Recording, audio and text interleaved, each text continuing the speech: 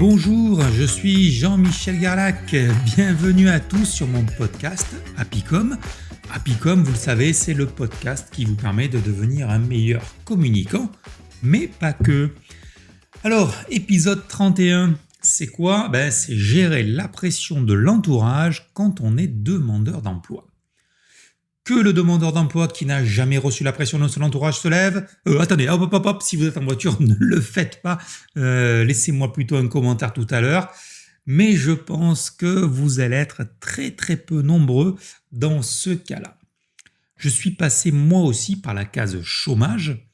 Et c'est bizarre, quand on dit ce mot, on sent de suite l'opprobre se pencher sur nous. Nous avons l'impression d'être dans la cour de récréation et avoir honte.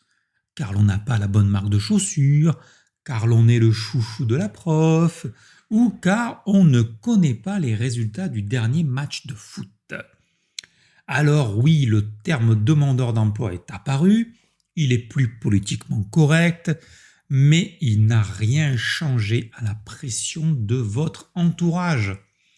Et cette pression, elle peut être très très forte. Forte au point que l'on a parfois l'impression d'être au fond de la fosse des Mariannes.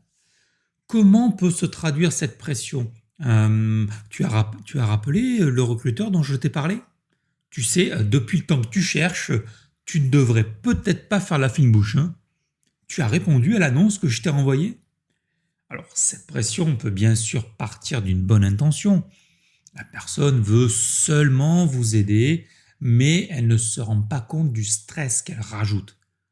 Car, il faut bien se l'avouer, être demandeur d'emploi n'est pas une partie de plaisir, ce n'est pas des vacances, ce n'est pas non plus un métier à part entière. Il est vrai que pour certaines personnes, il suffit de traverser la rue pour trouver un emploi. Je ne sais pas vous, mais moi, je crois que des millions de personnes en France seraient contents de connaître le nom de cette fameuse rue à traverser. D'ailleurs, moi qui forme tous les mois des demandeurs d'emploi, je sais qu'ils n'arrivent pas à trouver cette fameuse rue malgré toutes leurs compétences et talents. Toutes ces personnes qui vous donnent leurs conseils ne se rendent pas compte qu'ils ne sont pas à votre place, dans votre tête, ne connaissent pas la situation de l'emploi dans votre secteur. De plus, les gens ont tendance à se projeter ou faire du copier-coller. Ils ne comprennent pas que nous n'avons peut-être pas envie de faire comme eux, d'avoir la même vie qu'eux. Cela me rappelle une anecdote de John Lennon. La maîtresse lui demande ce qu'il veut être quand il sera plus grand, et lui, il répond qu'il veut être heureux.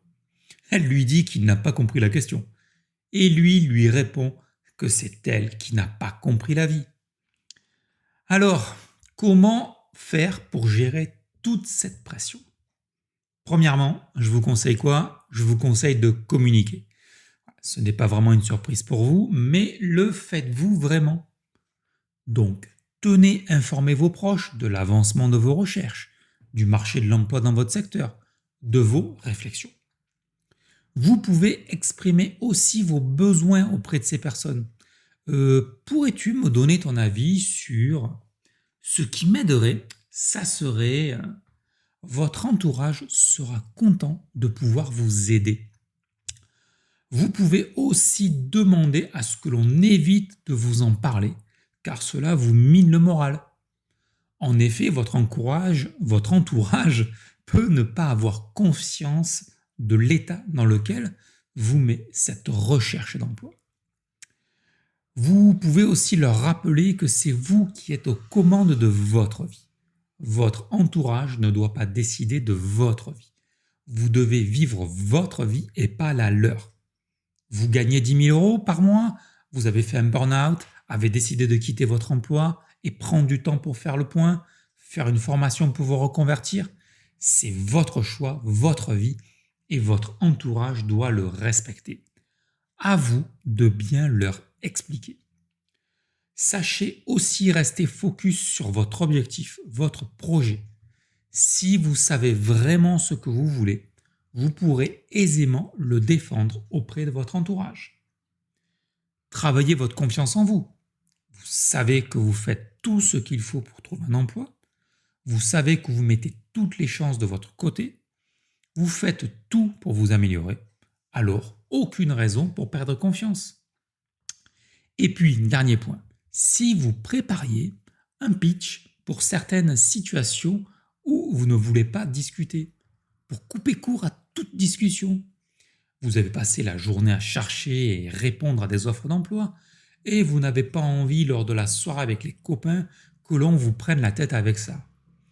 Alors, quoi de mieux qu'un bon pitch bien préparé pour passer à autre chose ? Un pitch sérieux, humoristique ou plein d'émotions. Celui qui sera le plus adapté à la situation. Dans tous les cas, ne subissez pas la pression, libérez une soupape, sinon vous savez ce qu'il vous risque d'arriver.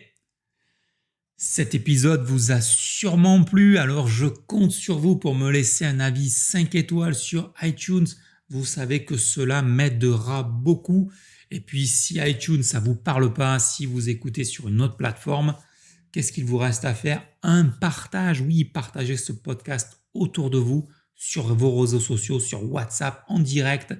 Cela m'aidera beaucoup, cela aidera aussi la personne à qui vous l'aurez recommandé. Et sur ce, moi je vous souhaite une bonne semaine et je vous dis à lundi prochain.